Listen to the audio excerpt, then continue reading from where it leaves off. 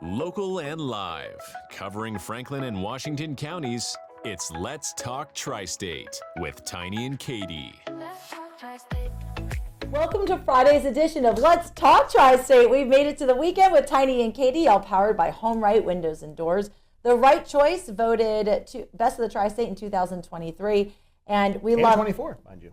Oh, 24. Yeah. I apologize. The days and the years are just confusing me. We'll retroactively make him tops. You know, speaking of home right windows and doors, let me just tell you how much I love Nick. Yep. He's been on the show quite a few times. We love him. He has made us experts on windows and doors, and we've covered so much about it. Well, I'm looking into buying a house. The house is built in the early 1900s. Guess what? It needs new windows. So I called Nick and I said, hey, you know how you do those free estimates? Got one for you. That you've been telling us about? So he's actually going with me to my home inspection next week to look at the windows with me. So awesome. I thought, and it's outside of the normal hours that I think he normally would do it. He said he normally starts doing estimates at 11. It's at 9:30. I thought that was just really, and there wasn't even a question. He was like, yeah, of course, I'll come and help you. Yeah. So I thought. And it probably come really right here, because it's only just down the road from the station. It'll probably come right here and be on Let's Talk Tri-State. I think it would be a good segment. So let's talk about the windows at Katie's place and how two of them don't even open. And you know what? Watch him go there to the windows that don't even open. And get them opened. And just be like. Well, that would make me very happy. Right. Because what I was told is that they don't open, but if you really put some elbow grease into it, you can get them open, but then you need to put a piece of wood to hold them open. Right. And I was like, I don't think I want that. Right. I don't want to. Not at all. That feels like a dilapidated home to me. A little bit, yeah. Yeah. So that I love Nick. We love Nick at Home Right Windows and Doors. Voted Best of the Tri-State 2024. Today's weather: sunshine, high 34. Clear tonight, low 20. Chilly. But this weekend, I don't know if this is good news, but it's sunny. High 39 on Saturday, but Sunday, 51. A balmy 51. Downright balmy. If you will, yes. You know, here's the thing for me. What'd you say the weather is tonight? Clear, low 20. You know, tonight I have to host the Williamsport Christmas Parade. Oh. Yeah, and they don't do that inside. Yeah. Mm-hmm. Oh, that is. And it's at nighttime. Yeah. Mm-hmm. At 7 o'clock. Yeah. You better bring those little hand warmers and buddy. feet. I have my heated jacket. Well, do you have one of those? I do. So, funny enough that you say that, last Saturday, I was at Small Business Saturday in downtown Chambersburg, and I had an event right after at Boost Mobile. Carlos was there. We've had him on the show before. And, of course, Sam was in Chambersburg. Right. And I mean, we were outside we all were outside for almost 3 hours. By the time I got to Boost Mobile, I was absolutely, I told you, I thought I had frostbite. It was very dramatic. So when I went into Boost, I was still in my winter coat, hat, gloves, scarf. Scarf like up right here, and I'm like, trying to warm up. Well, our sales girl, Stacy, comes in, and she sees me like, and she says, do you want a heated jacket? And she said to me, I know how you don't like extreme temperatures, and I thought maybe you would want this today. Oh, there you go. Wasn't that so thoughtful? Did it work for you? I loved it. I put it on I have a wish list on my phone next to the fire blanket and the walking pad. I put it on there, and they're not that expensive on Amazon. Right. But right now, if I'm looking at buying a home, the heated jacket goes to the back burner at this moment. I'm going to, I need to readjust your microphone so here sorry. Because when you did that wonderful, wonderful rendition of what you did, you just completely knocked your microphone off kilter. So I'm so sorry. And we want to make sure we can hear me. Come to think of it, could you show me that again? So tell me about your heated jacket. I didn't know you had one. I never originally intended to get one because we don't really stay out in the cold too long. The longest that we have is parade day. Well, you have events for the radio station. Yeah, and I wouldn't have gotten it if it wouldn't have been on clearance.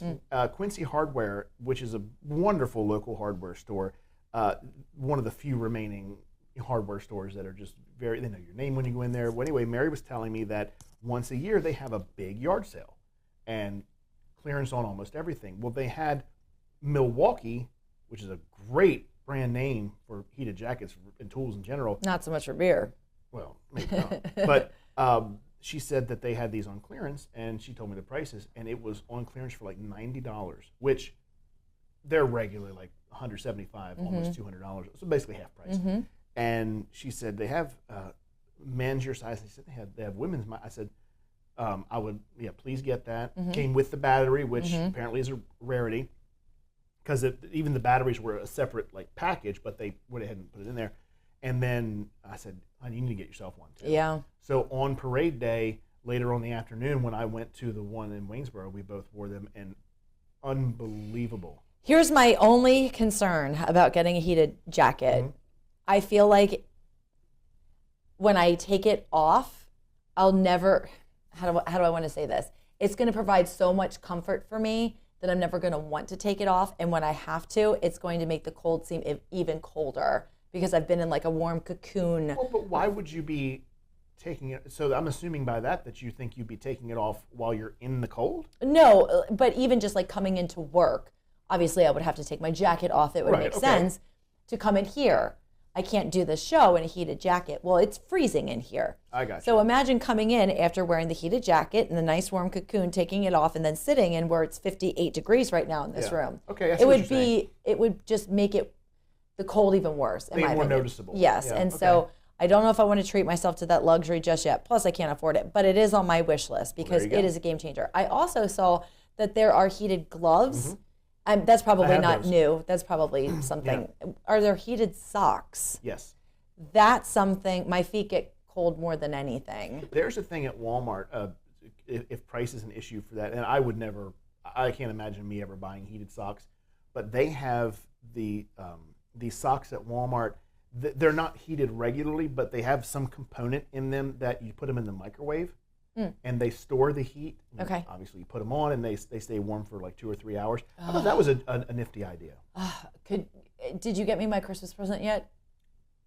I'm supposed to get you a Christmas present. Yeah, I bought you one, and it's not creamer. Oh, thank you. I got you an actual Christmas present. So if you're looking for me, Heated anything.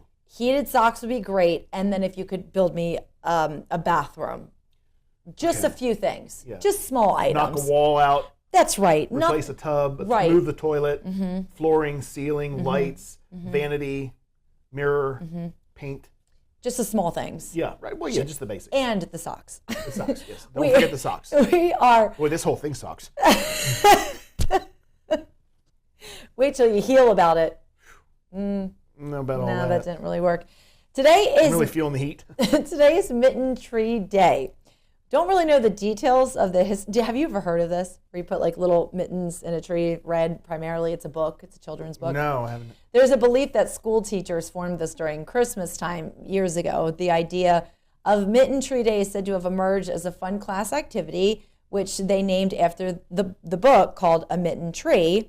The author, Candace Christensen, focused on the storyline of a woman who missed her grown-up children. I don't remember.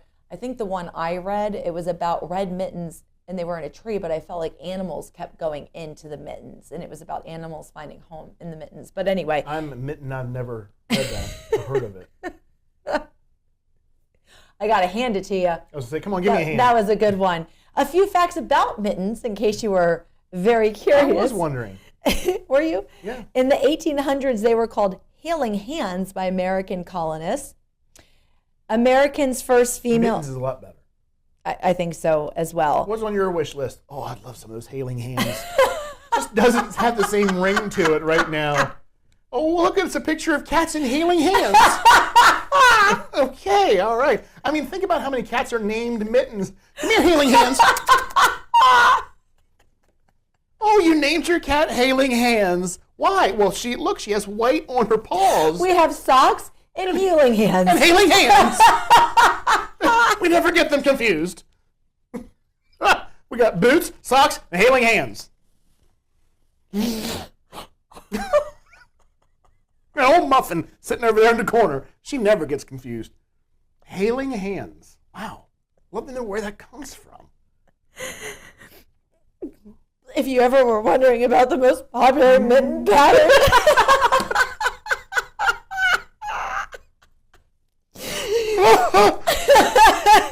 Okay.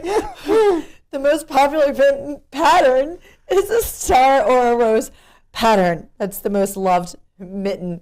Hailing Hands. All right. I think we got to. You were good. Yeah, I think we're going to need to take a look or hear the good word of the day. Hello, this is Pastor John Starr from Good Ground Church in St. Thomas. I want to take a few minutes to share with you a little bit of God's Word. There's a well-known story in the Bible about Jesus where he feeds 5,000 people, not including the women and the children, with a little boy's Lunchable. It's 5 loaves and 2 fish. And we rarely tend to focus on the miracle that Jesus performed, but I also today want to focus on the little boy's story. Jesus' disciples, they identify this boy and they say this in John 6:9. There's a boy who has 5 barley loaves and 2 small fish. But what are they among so many? What are they among so many? I've found myself asking that of myself time and time again. What are the things that I can do among so many needs? In other words, what value can I possibly be to what you want to do, God? What are the few things that I have to offer among so much and so great of a task that needs done? And what I realize is that this story is about the miraculous, but it's also about the practical. It's about what we can take to Jesus and surrender to him in order that others might be blessed. Maybe you're listening and saying, what can Jesus possibly do through me? How could he possibly ever use who I am and what I have to offer? What am I among so many things that need to be done? My friend, can I tell you that when you bring everything you have to Jesus, he will do an incredible work through you and in you. And whenever you look at your hands, you may only see your hands, but when you give yourself to him, it's not just your hands at work, but his hands at work through you. The 6th annual Land O Christmas and Santa's Workshop. Oh, yeah. That sounds like fun. Weekends through Sunday, December 15th. It runs 4 to 8 p.m. Fridays, 10 a.m. to 6 p.m. and Saturdays noon to 5. Sundays, except the 15th, will be 11 to 2 p.m. The Counting House on the Square, which is in downtown Waynesboro. I'm sorry, I'm trying to read so much here at one time. But there's going to be Christmas tree displays. Santa's hours are going to be through December 10th, 5:30 to 7, Friday, 10 a.m. to 1 p.m., Saturdays, noon to 2, Sundays, Story Hour, December 7th at 1:30 and December 8th at 2:30. There's going to be raffles to benefit Wall Club's project, Holiday Train. It's free. There's an entrance for if you are handicapped in the rear of 10 West Main Street. That's a lot of information that I gave you, so I would just Google and maybe... Just go to mainstreetwaynesboro.com because our buddy Bill Kohler, who's the director of Main Street Waynesboro, him and his staff put on this event every year. It is a beautiful, well-attended event. To make it more specific and easier to find as far as addresses go, when you go to the square in Waynesboro, it is the building right behind the Christmas tree. 10 West Main. There you go. Pretty easy there. Speaking of holidays, which, by the way, you'll notice a theme as we share all of these with you, because this is, we're trying to, just like we did with Thanksgiving and the dinners and back with Halloween and all those events, we want to try to give you updates as to what holiday events you can catch up with. And we'll never get through them all because you just go to explore Franklin County. There's too many to eat. Unbelievable. We're just kind of picking and choosing. How about the holiday sip and stroll right up your alley? Yeah, I like that. This is happening Saturday the 14th, 1 to 4:30 p.m. in downtown Waynesboro. You can pick up your passports at Main Street Park, 25 East Main Street. You receive a 5-ounce pour at each location and then return the passport to Rough Edges Brewing for prizes. There's an ugly sweater contest at Rough Edges Brewing at 4:15 p.m. and it's all brought to you by Main Street Waynesboro. Tickets are just $30 and available at Eventbrite and the Main Street office. You know, it would be fun for me to attend this event and then, let's say I've had too much drink and I shouldn't be driving. I could just come right over to your house. There you go. And I don't care. Oh, I thought you were not going to like that idea. You could take Mary with you and then you could both come back. We could have such a fun girls and then What's the day of that? 14th? Yeah, we're not doing anything. You can drop us off, pick us up. Gladly. I love when a plan comes together. And we'd get Carly to go. I love it. Are you footing the bill? Sure. Just let me text Bill right now. Am I being punked at the moment? A Magical Cirque Christmas, Saturday, December 7th at 7 p.m. That's going to be on Lancaster Drive in Shippensburg.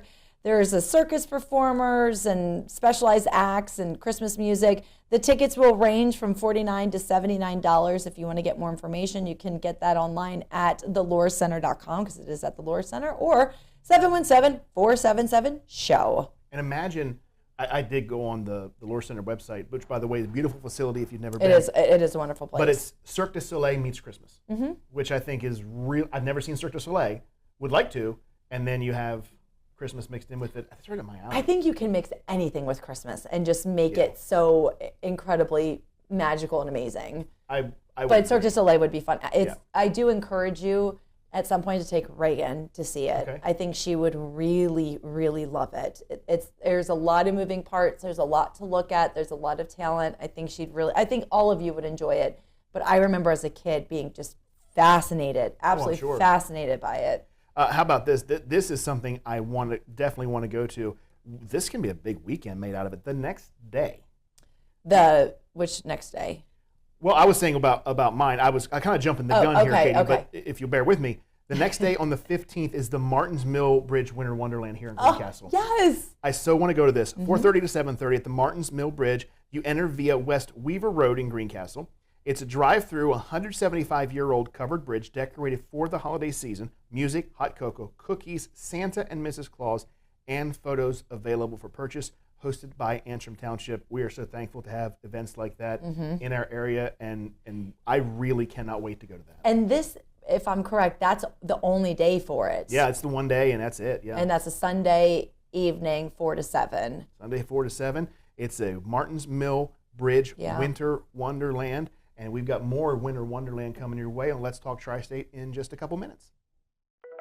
Local and live, covering Franklin and Washington counties. It's Let's Talk Tri-State with Tiny and Katie. Welcome back to Let's Talk Tri-State with Tiny and Katie, and it's all powered by Home Right Windows and Doors in Waynesboro, the right choice, winner of the 2024 Best of the Tri-State. As we do every Friday, we have Dan Dodona from localnews1.org who's going to tell us everything that's going on in the community. So Dan, I'm just going to let you tell us. I know there's a lot of local events happening in regards to the holidays. What can people expect to find this weekend? Well, 'tis the season. Any number of things. In the category of 5 things to do this weekend, there will be the 3rd annual Artists Studio Tour. That'll be taking place out at Penn National. There'll be 24 artists out there. They'll be displaying their wares in 12 different venues. And this is where? Where did you say? Out at Penn National. Oh, Penn National. Penn National. That'll be between 11 and 3, so you probably need to get going if you're gonna get there for that one. Also today, there will be a cocoa crawl in downtown. Oh, you've been there. I know there's a cocoa crawl in Williamsport, but I think that one's tomorrow. Is this one? There's one today. This one is in Chambersburg. Okay. You'll be able to sample at a variety of different local businesses. There will be, it's all sponsored by the Downtown Business Council of Chambersburg. You can vote for your favorites, and tickets are available online. On the 6th and 7th, both today and tomorrow, between 3 and 8, at Renfrew in Waynesboro. This is kind of interesting because they're doing Christmas on the farm. And now the idea is to show folks how Christmas was celebrated in years past. Of course, Renfrew is a great venue for that. If you've ever been to a place that's got a variety of different Christmas settings, I remember one I looked at, and I could imagine the way it was when I was a kid. I mean, there were toys, there were decorations all over the place. And anyway, they're trying to share some of that with people, so they'll be doing that between 3 and 8 today and tomorrow, the 7th. There'll be tours, wagon rides, live music, crafts, and they'll have period interpreters dressed up, and they'll be telling stories about it. That's really fun. That's really fun. It's a pretty big deal. Yeah, I like that. Let's see. Also tomorrow, there will be a puzzle swap over at the Beeswater Library in Greencastle. Oh. What they're looking for is lightly used puzzles, and the idea is you bring them in between 10 and 11, and you can take as many as you bring in. So it's just a swap. That's Apparently they're tired of their old inventory. And the last of the 5 things. This will also be on the 7th, starting at 11 o'clock. There'll be the Polar Express Pajama Party and Movie. Remember the movie with Tom Hanks? Yes, yeah, okay. It's funny you bring that up. I just rewatched it last night. Isn't that great? Yeah, well, when I was a teacher, I taught elementary school for years. Every Christmas, right before we had our Christmas break, we always showed the Polar Express, and we always wore pajamas and had hot chocolate. So very nostalgic for me. Well, this is going to be taking place at the Capitol Theater in Chambersburg. Going to be having a pajama party at 11. Then the movie will start at noon. You can get tickets that include cocoa and other things, snacks, the usual kind of snacks while you're there. And Santa is also going to make an appearance. So those are the top 5 things for this weekend. On a similar vein, though, I remember a week or so ago we talked about a group of people from I guess it started in Antrim Township and Greencastle, but it also spread to Waynesboro and elsewhere. They went down to help out Farmer John Heilman down in Irwin, Tennessee, and they said at that time that they were making plans to go back down because of all to try to help with all the damage that had been caused by Hurricane Helene. Well, they went a second time, and this time they're getting prepared for winter. About 20. I mean, they're still sleeping. A lot of people are still sleeping in sleeping bags down there. This cold snap. You can imagine. So they took down blankets and sleeping bags and coats and they also took a lot of canned goods. It's not just for the farmer, but they kind of focused on him. He's kind of their point of contact for the Irwin area. So they've done that second trip and they got a third one planned. They told a story about. Apparently, Mr. Heilman has 2 sections to his property on both sides of the river, but all the bridges are out. So what used to take 10 minutes took them 2 hours to drive up until they finally found a bridge that wasn't knocked out so they could cross over. So it's the damage is still pretty substantial up in that area. I like hearing these kinds of stories because when these big events and tragedies happen, immediately everybody's on the forefront ready to help, but then as time goes on, they forget. Exactly. So it's nice to see that this is still top of mind and they're still helping out. Well, and there's other things going on as well. There's a group of students from Shalom Christian Academy who went to North Carolina, not related to the Irwin group, but they went down there to help with the cleanup. Pretty interesting. Another sign of the season. I was not aware of this, but Washington County bus riders back in November, they had a deal where if you show up and you bring a canned good of some kind, that was your fare. You could ride the bus for free. That was your fare for the day, so they collected a lot of food and they provided all those items to the Maryland Food Bank. Well, they're doing it again for Christmas, except this time you have to bring new, unused toys. You bring them in. And that'll take care of your bus fare here for the next couple of weeks, I guess. Carroll Valley is also working on collecting canned goods and whatnot for holiday meals for their area, just off to the east of us. There's just so much of this going on. That's why I love this time of year. Absolutely. This is just absolutely magnificent. And I feel like with something like the toys and the canned goods, you probably have something in your home that you're not going to use, that make a little space, get something for yourself, give back to the community a little bit. I mean, we all have something that we can donate. Okay. Well, in slightly different news, it's kind of related. The Rotary Club of Waynesboro. Every year they have a thing called Toys for Children.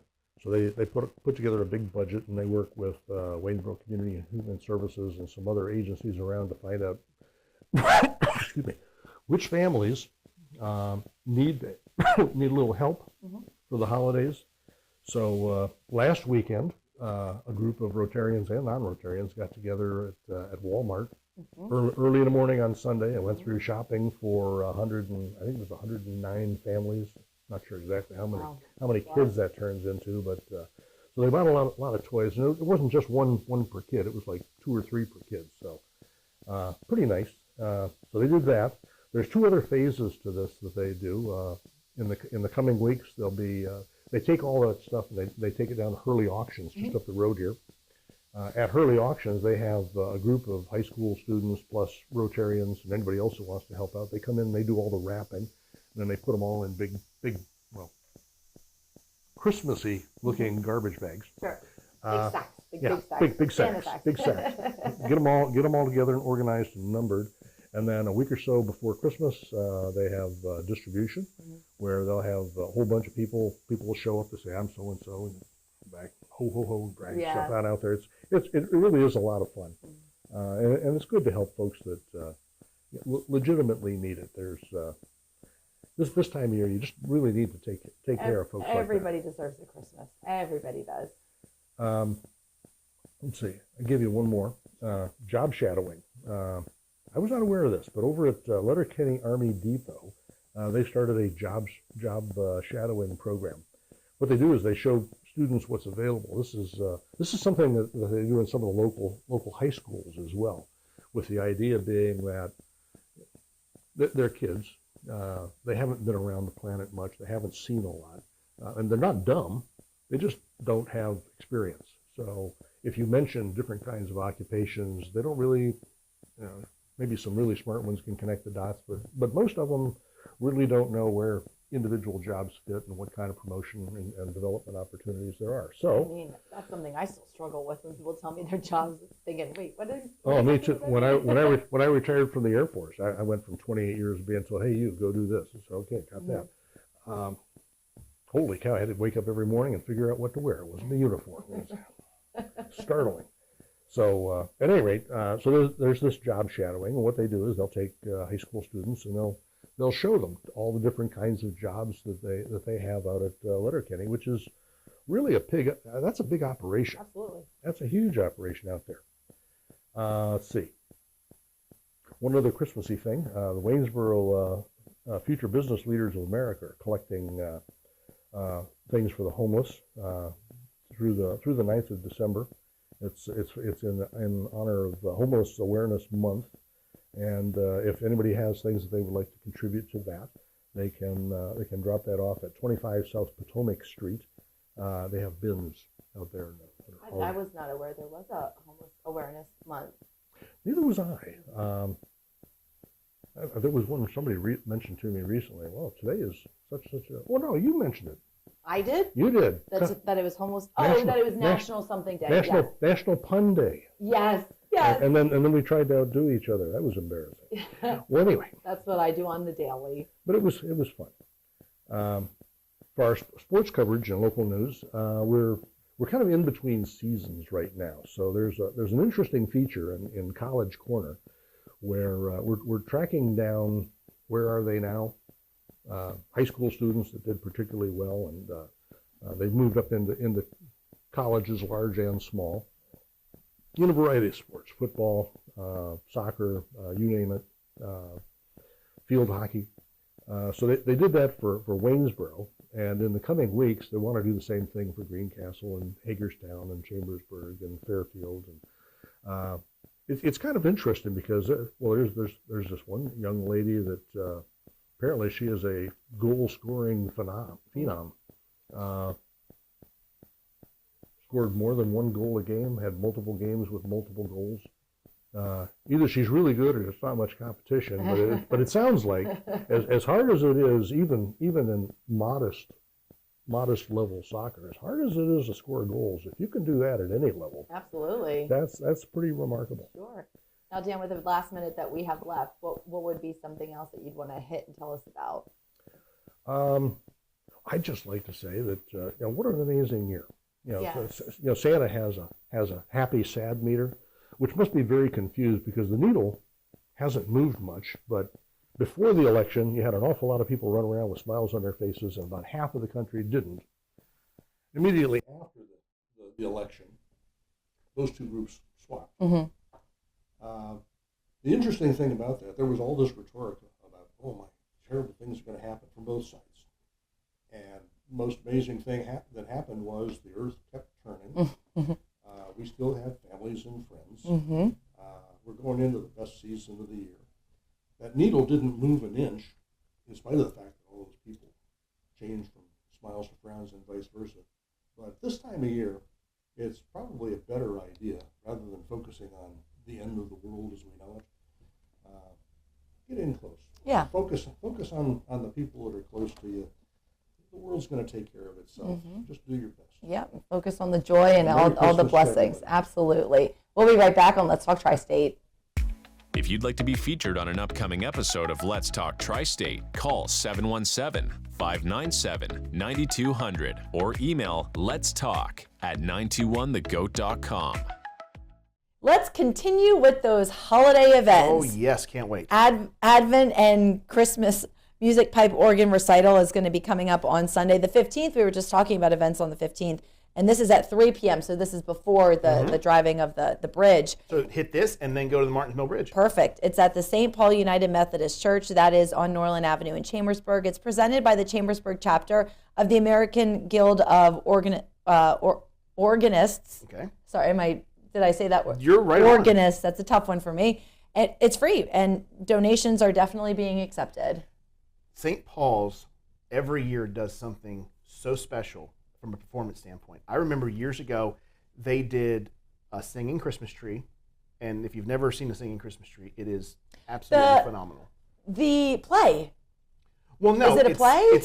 So basically it's people on rafters, and it looks like on a Christmas tree. They're all sitting, and they're just it's a choir recital is all it is. But it's the way that they're sitting, so they're all sitting on what looks like a Christmas tree. Wow, that is cool. It's unreal. And then the best one I ever saw at St. Paul's was they did. Have you ever seen the bells, the handbells, where they? I mean, I know what the bells are. Oh my goodness, that is so unbelievable to watch that. And this is free. Yeah. That's incredible. And I love the sound of an organ. I really do. I played the piano for years when I was a kid, and there were some people that attended where I where I took lessons. You had the choice. You could play the organ or you could play the piano. And they always did the organ at the second half of the recital. And I just remember hearing it and just thinking, wow, it's such a beautiful sound. It really is. When you have those big pipe organs, and it's amazing to think that just the cathedral fills, and these are 40, 50 feet pipes, and so thick and all, and then you had this itty bitty person down there controlling all. It's like something out of a cartoon almost. And it's difficult to learn to play that instrument. I mean, the piano is very difficult as well, but there's an extra layer to it. Yeah. And I tried, I dabbled for a minute, and I thought, no, I can barely get this down. I certainly can't do this. It's surprising too, because then you had the feet aspect. So you had the two But levels, you had to do the that with hands the piano too. and the feet. Well, yeah, the sustain pedals, but like with you, I'm surprised because you have those long toes. So I'm surprised that wouldn't give you a leg up, perhaps. Well, I was definitely asked to do it because of that feature. You have really big feet, Katie. You'd be perfect for this instrument. You could sit in the front row and still control it. I could. The problem is my brain just couldn't wrap my head around. I couldn't wrap my head around all of it. I got you. Well, organs can be confusing, no doubt. You get the heart and lungs in there, and it's this whole thing.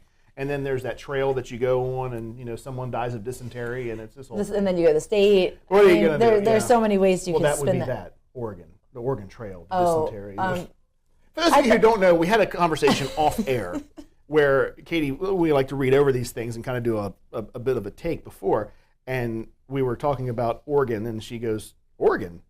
And it then led us basically into what you just heard is what it amounted to. I don't know why I think sometimes I'd say organ, the piano and the organ, but that's not right. It's organ. Right. So that's why when I said organist, I wanted to make sure I didn't say organist. Well, imagine. I can't. You know what? Let's not say the word anymore. I'm trying to imagine what you would say if it was a pianist from Oregon and you had to introduce them. Ladies and gentlemen, our pianist from Oregon. Oregon.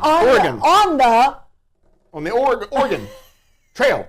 Okay. Took a trail to get here. Tell me about Christmas things. All right. How about a percussion praise concert? This is happening December 8th from 10 a.m. until 2:30 p.m. It's at Brant's Covenant Brethren Church. That's on Branch Church Road in St. Thomas. We don't get to talk about St. Thomas enough. The theme is Who Is This Baby? The King. It's a 15-member percussion praise performing music on marimbas, vibraphone, bells, chimes, xylophone, timpani, keyboard, drums, and other percussion instruments. Selections include We Three Kings, March of the Kings, and Good King Wenceslas. No organs? No organs. A keyboard, which may have an organ sound, but no organs. It's just been a long week. I think it's time to take a break, and we'll be right back with Let's Talk Tri-State. Local and live, covering Franklin and Washington counties, it's Let's Talk Tri-State with Tiny and Katie. It's Let's Talk Tri-State on 92.1 The GOAT with Tiny and Katie, and this morning we have two guests today. We have Dawn Brown, who is the president of Rescue Me WV, and we have one of your rescues. Will you introduce us to him? Yes, this is Jensen. He was found running as a stray on the streets in Martinsburg as a probably a couple-month-old puppy. He's a little over a year now. He's a dachshund, which happens to be my favorite breed. So he got to stay with me. I didn't adopt him out. He got to stay with me. How many foster fails do you have now, Dawn? One, two, three, two are three are foster fails really, and one came from the another one came from the Berkeley County Humane Society that I adopted when he was 5. He's now 17. Oh wow, so you have a nice full house then. Now, 5 of them, yep, high five.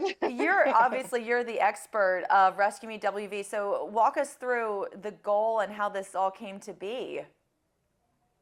Well, Rescue Me WV started in 2017 with just 2 ladies. It wasn't I wasn't there in the beginning, who decided they wanted to save and help dogs in the shelters. So they would find dogs that needed medical care, and they would raise the money to cover their medical. They'd get an estimate, they'd raise the money to cover their medical expenses.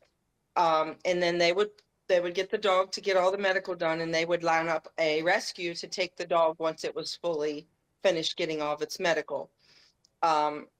Since then, we've come a long, long way. In 2018, they became a 501c3, and then that's when I got involved. Late 2018, I got involved with the stocking project that they do, and that wasn't enough for me. I wanted more, so started getting more and more involved, and then we decided we wanted to have our own location.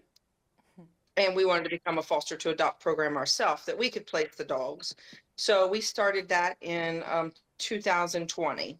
And we do have our own location in Martinsburg at 59 East Road. And so right by Big Bend. How do you differ from a shelter? Well, we take in dogs that we know we post the dogs first on our page. We're looking for a foster. We have an application process. It goes through a pretty extensive things and a home check. And then once we know we have a pretty legit foster, then if they have other dogs, we'll set up a meet and greet. And then after that point, if it works out, they go to the vet immediately, get all their vetting done, spayed and neutered.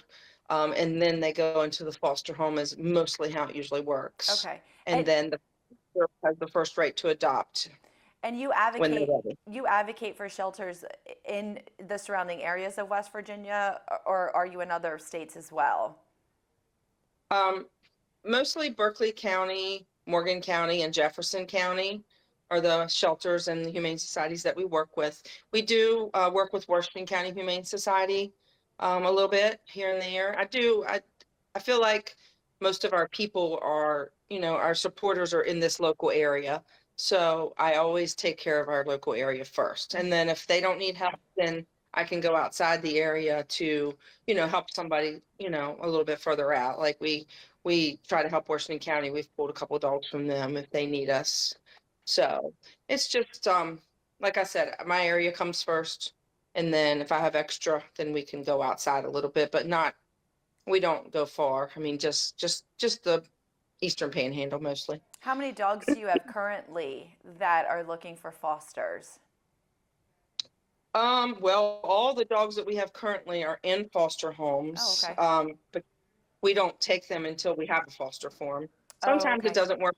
I might have to bring an extra home with me, or one of our volunteers may, but we usually try to have the foster lined up first. So you're kind of like the liaison between the shelters and the foster homes, right? Would that be an accurate description? Yeah, I mean, the shelters let me know when they need help. Mm-hmm. And then from there, I start working on the vaccines, and our processors process all the applications. They do a great job. So, yeah, we start working. As soon as they tell us they need help, we start working and we'll try to find something pretty quickly. Like Morgan County had an emergency case. A little dog was found, and she has a bladder stone the size of a softball. Oh my goodness. Huge. And she's only 15 pounds. I mean, you can literally feel it in her bladder. You can feel it on her stomach. And we worked with our vet yesterday, and they were like, well, she has to have surgery within 24 to 48 hours or she won't make it. So she's at the vet today. So you guys really rely then on the community and donations to help with some of these procedures and the vet bills, I'm sure. Oh my gosh, yes. It's all community. I mean, we do fundraising, of course, and we could talk about that too, but so we raise all that we can. So we don't always have to be begging the community for money, but the community is our backbone. I mean, if it wouldn't be for them, we wouldn't be able to do what we do. They support us 100%. Many people. We have over 25,000 followers on our Facebook page, and we want to grow that. Our goal is to grow that to about 30 next year. We're hoping, and so yes, the community is our backbone. Without them, we call it our village. Our village is what makes us survive. Absolutely. And now let's talk a little bit about some of the fundraisers that you have coming up, because you have a Stuff a Stocking campaign that is currently running or getting ready to launch. We're collecting donations now. It's called Stuff a Stocking for a Shelter Dog. We stuff stockings for all the dogs in Berkeley, Morgan, and Jefferson County shelters. So that's 6 shelters that every dog in those shelters gets a stocking for Christmas, and the cats get. We do cat bags that has a bunch of cat toys and sometimes cat trees, scratching posts, anything. We do a wish list it's on our Facebook and our webpage, and people can buy things from that wish list, and then we stuff the stockings with that. And then there's a local church that's a lady at a church that helps us. She's gotten a couple other churches involved, and they're collecting donations as well. So the Stuff a Stocking is all donations from the community.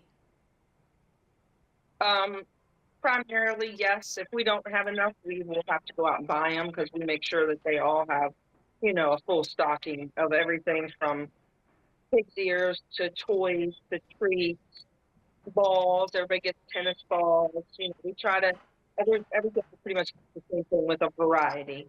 But we make sure, actually, the stockings have outgrown themselves. This year, we're going with the little, the little 99-cent little bags, because the stockings just don't hold it. And we also, every dog gets a little blanket. So. What a lovely way to just spread a little bit of joy with these animals. That animals just have such, they warm my heart so much. All they want is just love, and all they want to do is love. And that's such a nice, cute little way to give back to these wonderful animals that they just, all they want is to love you. Right. Well, their love is unconditional. You're right. I mean, no matter what, they love you unconditionally through everything, through anything. And they're just always there when you walk in the door. They're wagging their tail, so happy to see you. And those dogs in the shelters it's sad. And I hate that they're in there for Christmas. So we try to give them a little bit of joy. And then when they get adopted, of course, they take the stockings home with them. So it gives people a little incentive, a little start to, they have toys and all that stuff, things that they don't have to go out and buy right away. That kind of thing. My wish would be every dog finds a home for Christmas, but fortunately, that's not reality anymore. And do you find that, are you guys in need of foster homes, or do you have a pretty good lineup of foster homes already? We do have quite a few foster homes, but we are always in need. I mean, without a foster, we can't pull a dog. So the more fosters we have, the more dogs we can help. I mean, we do really well with donations and raising money. We make sure that we have, money. We always have we have, on a daily basis, we have 20 to 30 dogs on, in our care. We do over 100 dogs a year. We find over 100 dogs homes. And then our spay and neuter program, we spay and neuter over 200. I don't have the count for this year yet, but over 200 spay and neuters a year. Wow. That's a large number. That's a large number.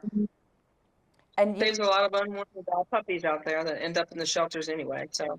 And do you find that a lot of people will adopt and then figure out, okay, this isn't a good fit, and then they just drop the dog off at the shelter? And that's the story that gets my heart the most, because you got to give the dog a chance. I had a shelter dog, and you know, the dog that you see in the shelter is not the dog that you see necessarily when you get home. So, of course, when you go to a shelter, the dogs are barking, they're loud, they maybe seem aggressive because there's a million other animals around them and it's a very loud environment. But then when you get them home, you see a different dog, and sometimes they're terrified, there's separation anxiety, and you know, you don't know the background these animals had, and you have to just give them a chance. You know, the dog that I adopted years ago, when we brought her home, she was a nightmare. She was a nightmare. If she could tear it up, if she could break it, she did it. And all she did was howl all day long from the crate. It took months and training to really make her into this incredible dog that she is now. And I'm so grateful that we did that. So that would, I mean, personally, that would be my advice to someone who was, you know, if they got a dog home and it wasn't working, like just give them a chance, work with them, see if you can bring in outside resources to help you. But what would you say to somebody who is on the fence about fostering and they're thinking, oh, I'd love to do it, but I don't know if emotionally I could? I mean, what would you tell somebody who's on the fence about fostering? Well, I definitely say it's the most rewarding thing you could ever do. I mean, you're saving a dog's life.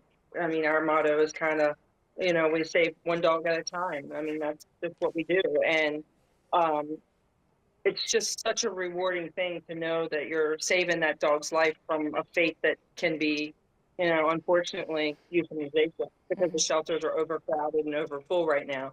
But I would say to them, you know, it does take some patience. And you never know what you're going to expect, because 90% of the time we don't know where these dogs come from. We don't know their background. A lot of them are abused. A lot of them have been beaten. A lot of them come from hoarding situations. So we never know, you know, what they come from. So a lot of patience for sure. We do stress, you know, a lot of things with shelter dogs. There's a 3-3 method that is very important. That's 3 days, 3 weeks, and 3 months. That's to get a dog totally acclimated to be comfortable and to be in their, you know, their safe zone and feel like they're not going to be hurt anymore. And that truly, no one believes me till they foster, that I say that almost holds out to the day. You see those differences at that 3 weeks, that 3 months, you know, you see those differences exactly right around that exact day that it says. And people are like, oh my gosh, you were, that's true. It's like 3 weeks is like the miracle number. And the dog starts to change and they really start to develop and show you who they really are. I would absolutely agree with that. Now that you say that, and I'm thinking back to my own experience, the first 3 days were fine. You know, it was like something new and exciting and different. And then that's kind of when the separation anxiety kicked in. And that went on for a while. And then after, I would say 3 weeks, that's when we eventually reached out and had some outside resources come in and help us.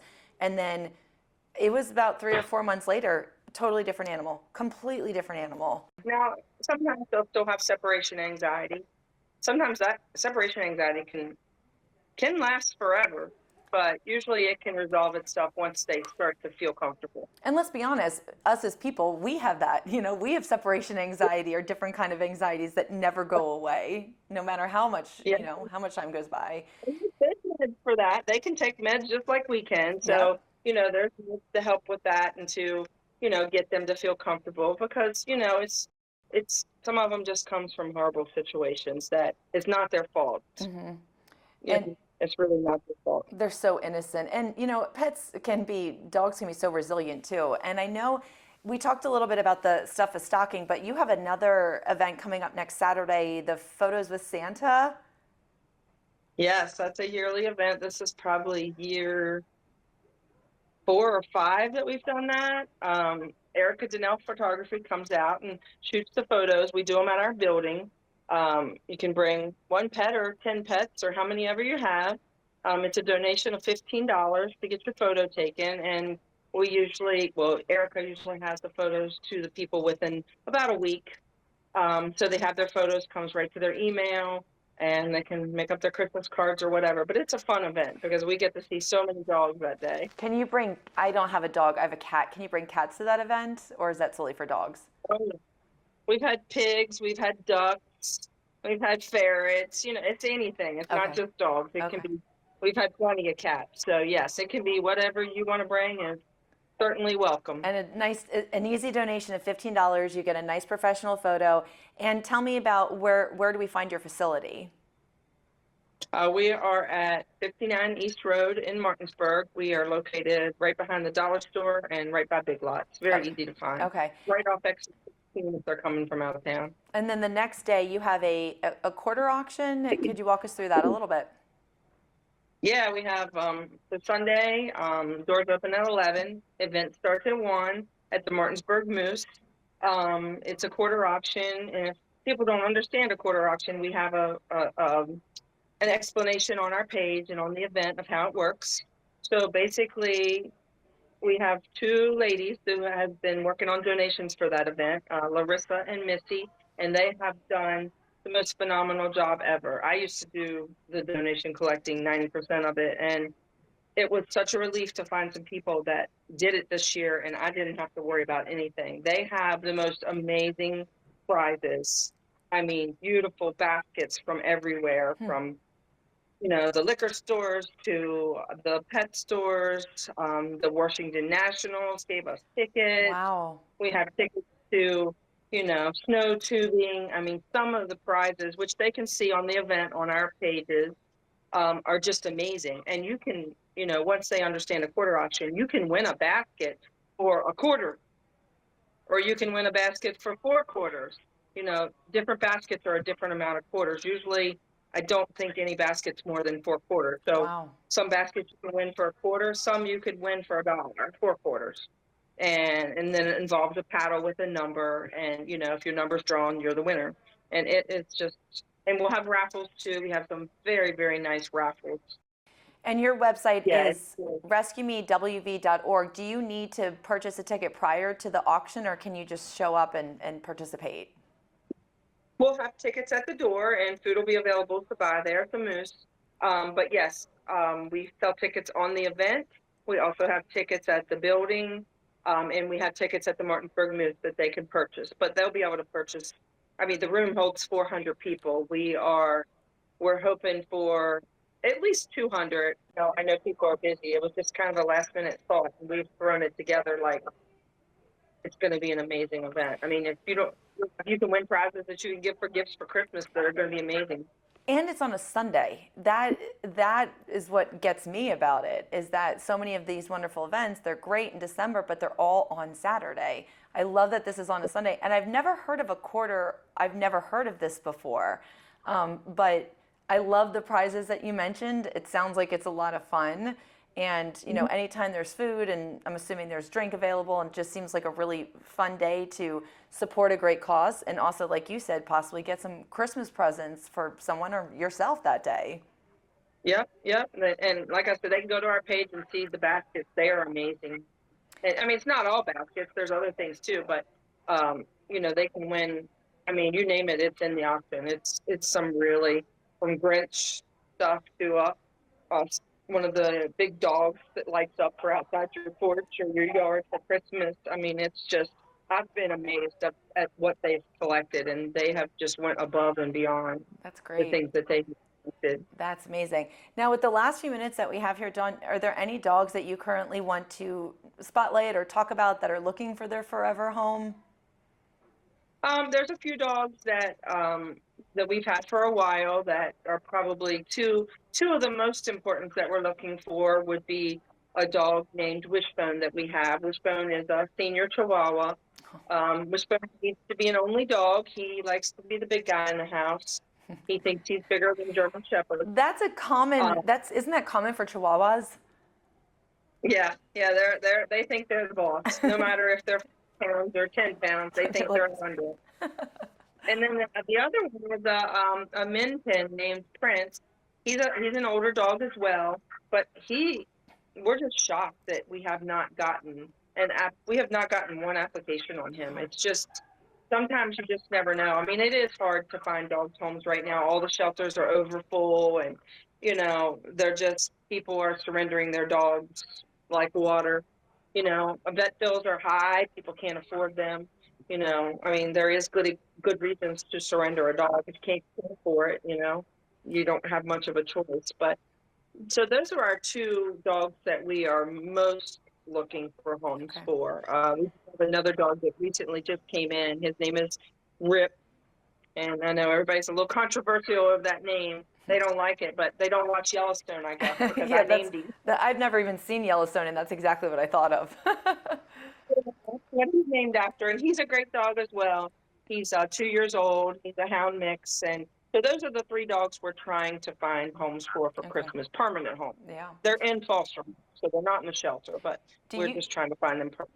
Dawn, do you find that it's difficult to find fosters because people are renting and renters are so strict about, I mean, just thinking about my own personal experience, I moved here about a year ago, and when I was trying to find an apartment, every apartment was no pets, no pets, no pets, no pets, no pets. And so I can imagine that that's very difficult for people, even if they want to foster, they can't because they rent. Is that something that you see?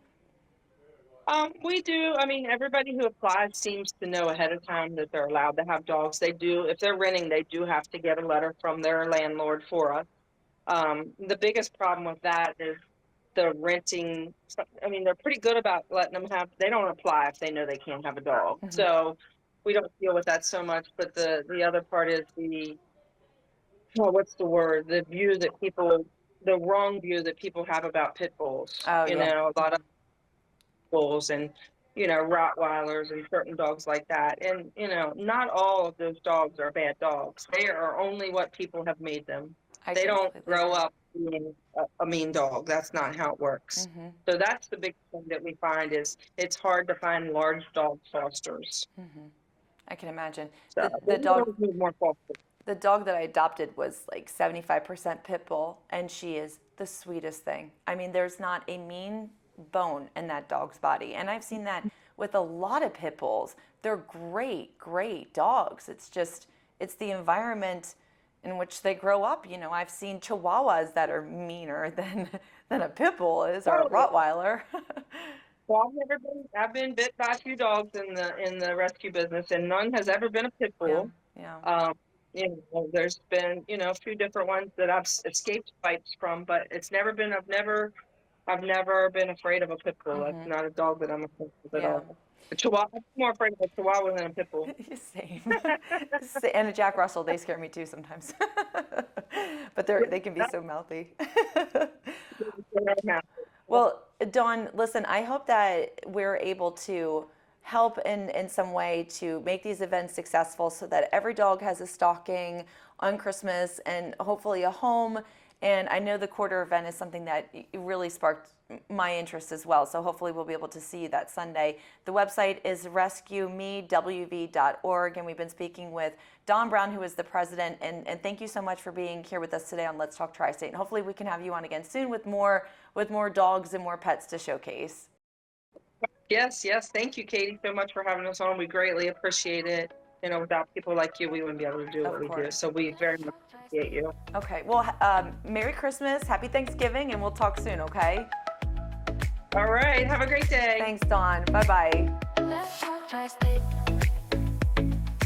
If you'd like to be featured on an upcoming episode of Let's Talk Tri-State, call 717-597-9200 or email letstalk@921thegoat.com.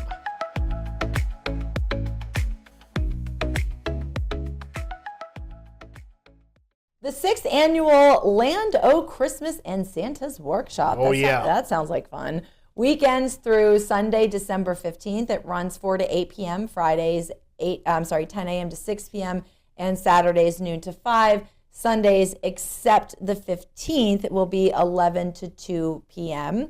The Counting House on the Square, which is in downtown Waynesboro. I'm sorry, I'm trying to read so much here at one time. But there's going to be Christmas tree displays. Santa's hours are going to be through December 10th, 5:30 to 7, Friday 10 a.m. to 1 p.m., Saturdays noon to 2, Sundays Story Hour December 7th at 1:30 and December 8th at 2:30. There's going to be raffles to benefit Wall Club's project, Holiday Train. It's free. There's an entrance for if you are handicapped in the rear of 10 West Main Street. That's a lot of information that I gave you, so I would just Google and maybe... Just go to MainStreetWaynesboro.com because our buddy Bill Kohler, who's the director of Main Street Waynesboro, him and his staff put on this event every year. It is a beautiful, well-attended event. To make it more specific and easier to find as far as addresses go, when you go to the square in Waynesboro, it is the building right behind the Christmas tree. 10 West Main. There you go. Pretty easy there. Speaking of holidays, which, by the way, you'll notice a theme as we share all of these with you, because we're trying to, just like we did with Thanksgiving and the dinners and back with Halloween and all those events, we want to try to give you updates as to what holiday events you can catch up with. And we'll never get through them all, because you just go to explore Franklin County. There's too many to eat. Unbelievable. We're just kind of picking and choosing. How about the holiday sip and stroll right up your alley? Yeah, I like that. This is happening Saturday the 14th, 1 to 4:30 p.m. in downtown Waynesboro. You can pick up your passports at Main Street Park, 25 East Main Street. You receive a 5-ounce pour at each location and then return the passport to Rough Edges Brewing for prizes. There's an ugly sweater contest at Rough Edges Brewing at 4:15 p.m. and it's all brought to you by Main Street Waynesboro. Tickets are just $30 and available at Eventbrite and the Main Street office. You know, it would be fun for me to attend this event, and then, let's say I've had too much drink and I shouldn't be driving. I could just come right over to your house. There you go. And I don't care. Oh, I thought you were not going to like that idea. You could take Mary with you, and then you could both come back. We could have such a fun girls, and then What's the day of that? 14th? Yeah, we're not doing anything. You can drop us off, pick us up. Gladly. I love when a plan comes together. And we'd get Carly to go. I love it. Are you footing the bill? Sure. Just let me text Bill right now. Am I being punked at the moment? A Magical Cirque Christmas, Saturday, December 7th at 7 p.m. That's going to be on Lancaster Drive in Shippensburg. There's a circus performers and specialized acts and Christmas music. The tickets will range from $49 to $79. If you want to get more information, you can get that online at thelorecenter.com, because it is at the Lore Center, or 717-477-SHOW. And imagine, I did go on the Lore Center website, which, by the way, is a beautiful facility if you've never been. It is a wonderful place. But it's Cirque du Soleil meets Christmas, which I think is real. I've never seen Cirque du Soleil. Would like to. And then you have Christmas mixed in with it. That's right up my alley. I think you can mix anything with Christmas and just make it so incredibly magical and amazing. But Cirque du Soleil would be fun. I do encourage you at some point to take Reagan to see it. Okay. I think she would really, really love it. There's a lot of moving parts. There's a lot to look at. There's a lot of talent. I think all of you would enjoy it. But I remember as a kid being just fascinated, absolutely fascinated by it. How about this? This is something I definitely want to go to. This can be a big weekend made out of it. The next day. Which next day? Well, I was saying about mine. I kind of jumping the gun here, Katie, okay. but if you'll bear with me, the next day on the 15th is the Martins Mill Bridge Winter Wonderland here in Greencastle. Yes. I so want to go to this. 4:30 to 7:30 at the Martins Mill Bridge. You enter via West Weaver Road in Greencastle. It's a drive-through, 175-year-old covered bridge decorated for the holiday season. Music, hot cocoa, cookies, Santa and Mrs. Claus, and photos available for purchase. Hosted by Antrim Township. We are so thankful to have events like that in our area, and I really cannot wait to go to that. And this, if I'm correct, that's the only day for it. Yeah, it's the one day, and that's it. Yeah. And that's a Sunday evening, 4 to 7. Sunday, 4 to 7. It's a Martins Mill Bridge Winter Wonderland. And we've got more Winter Wonderland coming your way on Let's Talk Tri-State in just a couple minutes. Local and live, covering Franklin and Washington counties, it's Let's Talk Tri-State with Tiny and Katie. Let's talk Tri-State. Thanks for joining us on Let's Talk Tri-State. I'm Tiny, and we are joined by Louis Scarantino. Louis, how are you today? I'm good. How are you? Doing great. Louis is a motivational speaker and autism advocate. He's online at louisscarantino.com. Now, let me spell that so we can get everyone there. It's LOUISSCARANTINO, louisscarantino.com. The overarching topic today is navigating autism spectrum disorder. Now, Louis, take us through your story and how you got to your area of expertise.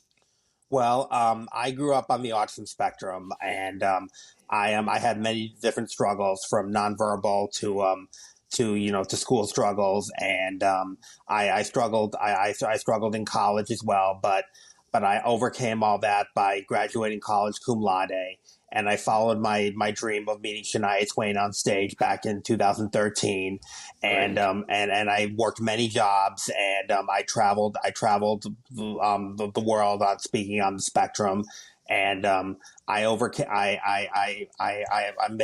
a lot of adversity by doing all that, and that's what led to my to advocating for parents, educators, children on the spectrum today. What do you how has living with autism, Lewis, shaped your view of the world and fueled your passion for autism advocacy? It shapes my view by making sure that everybody, that knowing that everybody with autism, not everybody with autism is the same. Like, everybody is different, and overcame adversity by going to school, and having great parents on the spectrum, and making sure that that I have everything I need, and having a good support system in place, and making sure that that I listen to those supports, and helping other people, when they need it as well. Lewis, did you say that your parents are also on the autism spectrum? Did you They say are that? they are not, but they work in the mental health field, and that's how they I give me understand. everything I need. Yes. I understand. Now, what misconceptions about autism do you most commonly deal with? That vaccines cause autism, that that people with autism, aren't able to understand what other people with autism are saying, even if they're nonverbal. People with autism, can't work jobs. People with autism are dumb. People with autism can't make sure can't go to school and succeed, and that people with autism can't go to school and have a great life. So, when you say you overcame adversity by attending college, does that mean that just going to college helped you overcome adversity, or there were challenges or that you thought were going to preclude you or keep you from being able to attend college? Because what I want to drill down on is, what is it that you did that got you to the point where you said, you know what, I'm going to go to college and I'm going to make this work? Well, there were many challenges I had in college. I did struggle with the coursework at first, but then I got the tutoring and the help from my parents, and the help from my peers. And I know, and no, and that will, and that's, and my counselors as well, and that's what made me get all A's and B's, and make sure I had everything I need, to succeed in college, and despite having a tough high school career, but like overcoming with a tough special education teacher and principal and all that.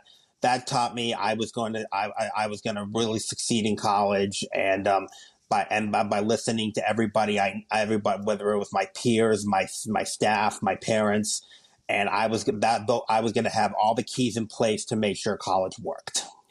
We're talking with Louis Scarantino. He is a motivational speaker and autism advocate online, louisscarantino.com.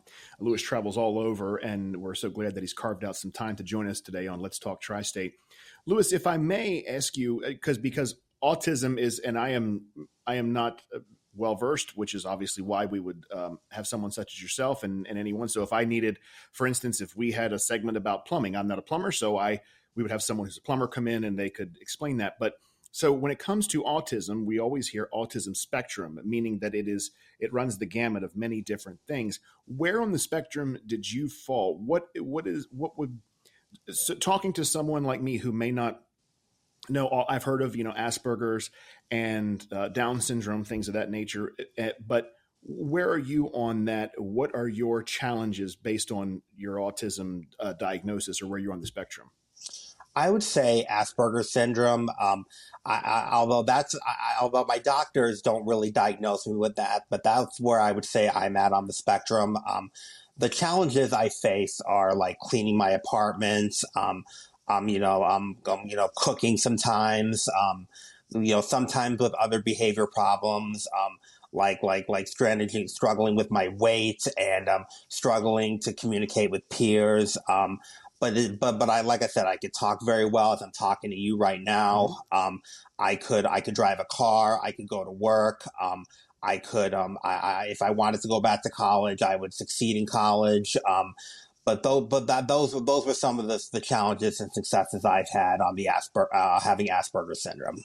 Do you find, Lewis, that you are kind of like a sponge, because one thing I think that we hear is, or those on the spectrum with autism, is that even if they cannot communicate as we would otherwise be communicating, you're taking in almost everything that is going on, to the point where, because like I have the ability, thankfully most times, where if a lot's going on around me, I can push that out and I can push that away and I can kind of zone in. For you, though, it's both a blessing and a curse, though, from what I understand. Well, maybe not for you, but for a lot of folks on the autism spectrum, is that they have a difficult time really honing in on one particular thing or the task at hand, because everything is stimulating them and they're taking everything in. Is that where you fall as well? Yes. And how do you deal with that? How is it something that you just kind of like, okay, this is just how it's going to be, and I'm just going to push forward? Or do you have a mechanism that you use to be able to focus? Well, I do have, I do listen to, I do, what I do is, if there's something a challenge that I'm facing, I call I call my mother, or I call my behavior specialist, and we talk about the specific plan we're going to do to solve that particular problem. And if that doesn't work, we try the next strategy. Excuse me, allergies today. I got you. We try to find a plan, until something works. Let's talk to the parents, Lewis, because what would you say to parents who are just now coming to a time with their child that their child is starting to exhibit some of the something along the spectrum? Let's say, for instance, some Asperger's. Things are beginning to manifest themselves, and the parent perhaps is in denial, or they're struggling. They've, quote unquote, we've reached our wits' end. What would you say to parents so that they are less likely to be inclined to give up?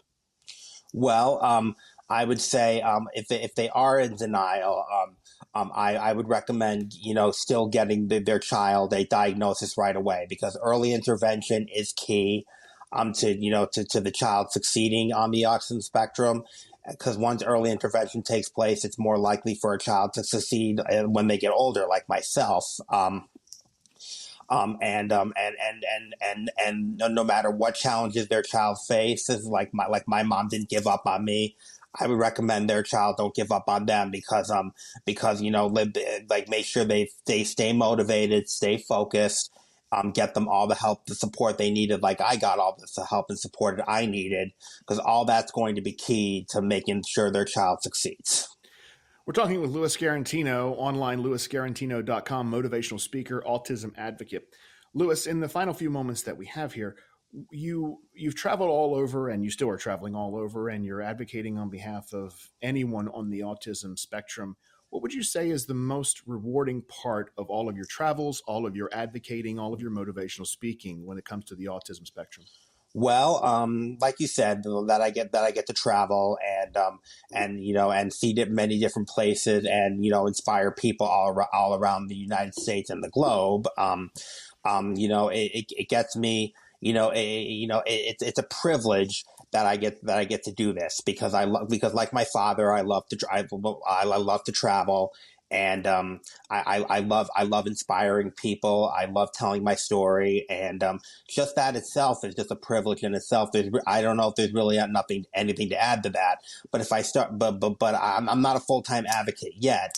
But I'm working on becoming a full-time advocate. And if I make like money, like all that money off of it, that's going to be a privilege, but it's not all about the money. It's about making making sure that everybody's inspired, there's always hope, and that everybody who might have autism, it's advocated for, and everybody can hear a great story like mine, and it's a privilege just to do that. Louis, how old are you, if I may ask? Yes, I'm 33. Good for you. Good for you.